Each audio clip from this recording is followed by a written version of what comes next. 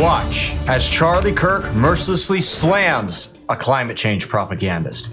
Guys, this is going to be a lot of fun. I know you're going to like it. I don't know about you, but I find the climate change crowd to be one of the most irritating in all of politics. Reason being, they are basically arguing a faith and then spinning it as, no, actually it's morally correct science, and if you disagree with it, you're a crazy idiot who denies everything. It's just so annoying, it's so overdone, it's so stupid. But thankfully, Charlie Kirk is here to set the record straight, so we're gonna get right into it. But first, everybody, please help me out here, okay? Like our video, share it around, and if you are new, subscribe to the Resist Mainstream YouTube channel so we can keep bringing you guys this great content. As always, everybody, I'm your host, Darian. Let's get into the show.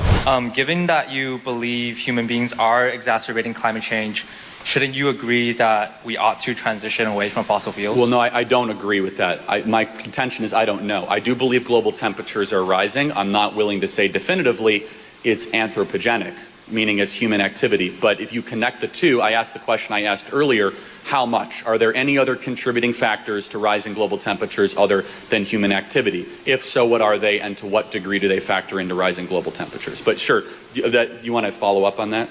Yeah, I was wondering, how can you not know whether climate change is happening when a recent survey of 88,125 climate-related studies done by Institute of Physics cites that more than 99.9% of peer-reviewed scientific papers agree that climate change is caused by human activities? How much?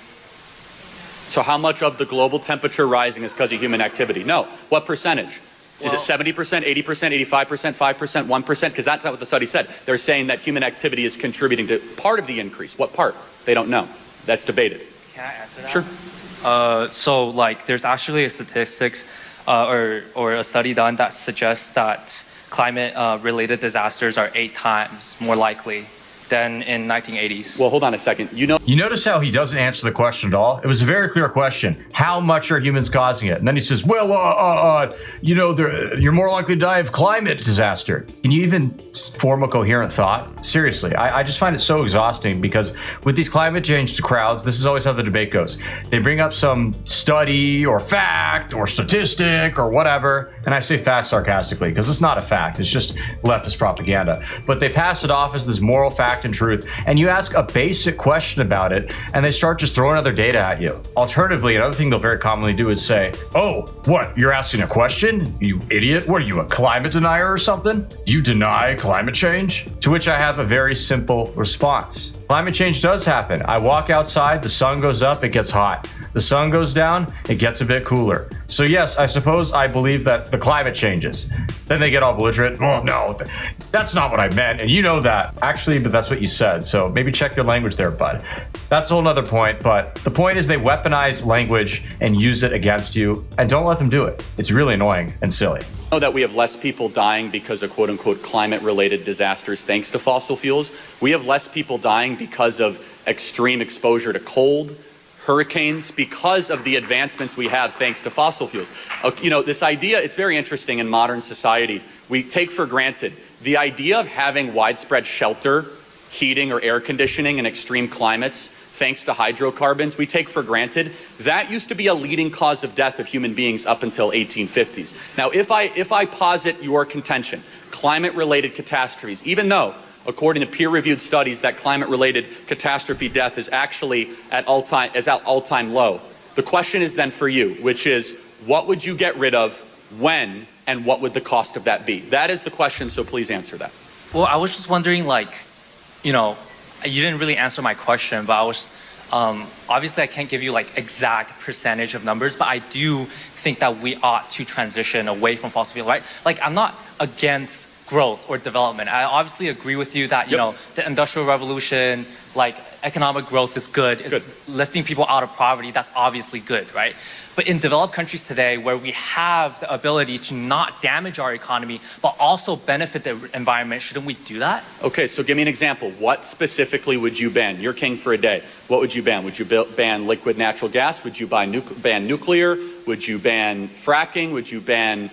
What kind of hydrocarbons would you ban? Give me the examples, and you're king for a day. What would you do? Well, see, I wouldn't like straight up ban something, right? And so I'm not advocating for like. Then why are you here having a debate about governmental policy if you're not going to ban something? You see, it's totally dishonest.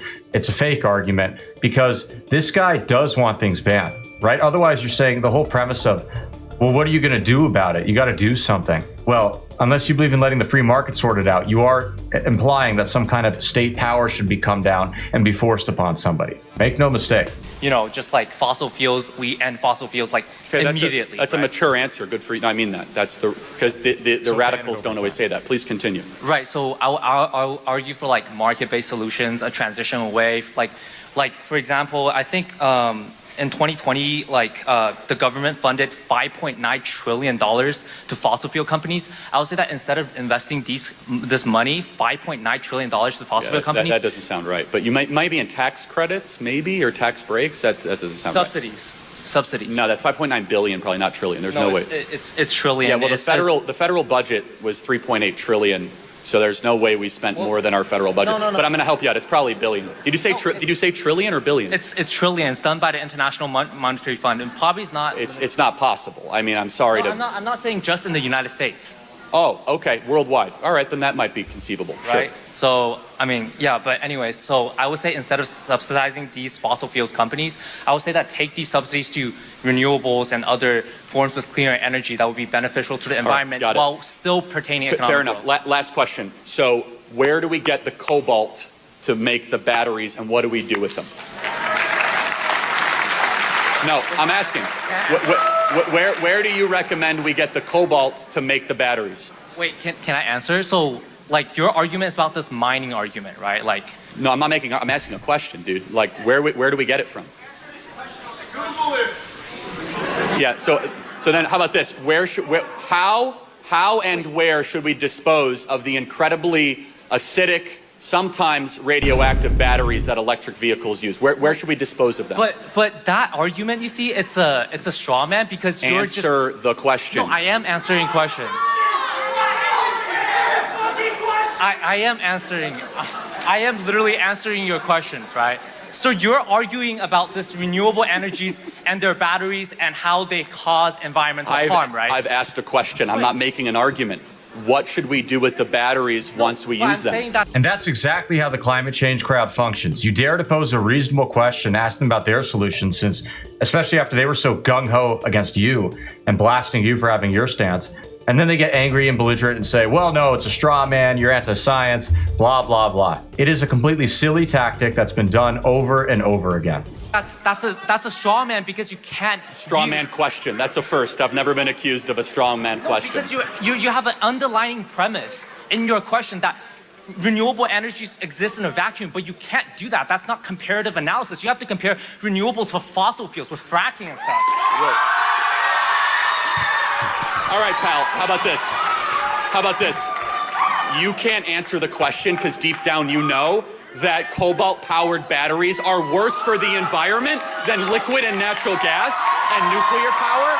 So you come up on here to try to virtue signal, I love the environment, but as soon as you ask me about the incredibly environmentally inefficient, destructive, animal-killing, acidic-producing batteries, you're a strong man. You're out of time. Thanks for being here tonight. Next question. Well, that was something. It just goes to show you that the whole climate change argument is nothing but a bunch of fluff. And thankfully, Charlie shut that down really quickly. With all that being said, guys, thank you so much for tuning in. We really appreciate it. As always, please be sure to comment below. Let us know what you thought about the video, what kind of content you want to see in the future, and we'll see you guys again soon. Thanks, and God bless.